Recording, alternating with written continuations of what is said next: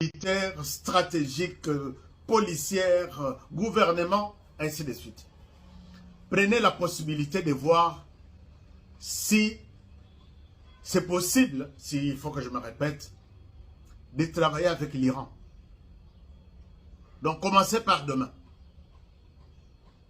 L'Iran prévoit lancer ou attaquer certains pays.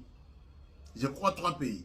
Il y a l'Israël, il y a, je crois, 3 pays, je vais voir encore la liste. Mais l'Iran, avec cette présence, il est en train de grandir de lui-même, de se renforcer et chercher aussi d'autres partenaires en Afrique. Lélo, nous sommes aujourd'hui le 18 août 2025. Une réunion vient de se terminer à Kigali, aujourd'hui, vers 11h.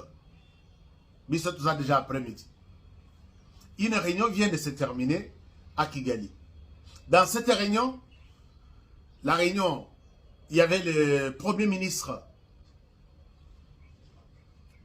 il y a Kenya, il a participé dans cette réunion. Il y avait le général Mohozi qui a participé dans cette réunion. Il y avait Mohozi avec ces gens, le Premier ministre Kenya avec ces personnes aussi, et une forte délégation rwandaise à la tête, lui-même Paul Kagame, et les autres membres de sa stratégie, sanguinaire aussi. Alors, dans cette réunion, ils se sont décidés, je ne souhaite pas entrer dans tous les petits détails, ils se sont décidés en disant que visiblement, nous avons du mal à atteindre la puissance armée de la RDC. Ils ont fait une observation que la RDC est très avancée sur le plan matériel militaire. Et il serait encore un peu difficile d'affronter la RDC par rapport à tout ce qu'elle est en train d'accumuler.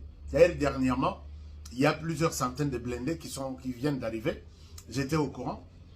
Alors, tout ça, ils ont évalué que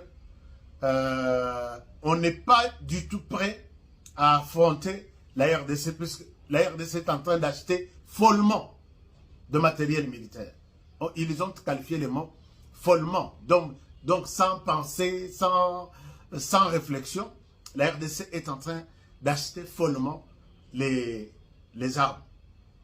Alors, pour faire face à la RDC, dans cette réunion, ils se sont décidés d'approcher l'Iran.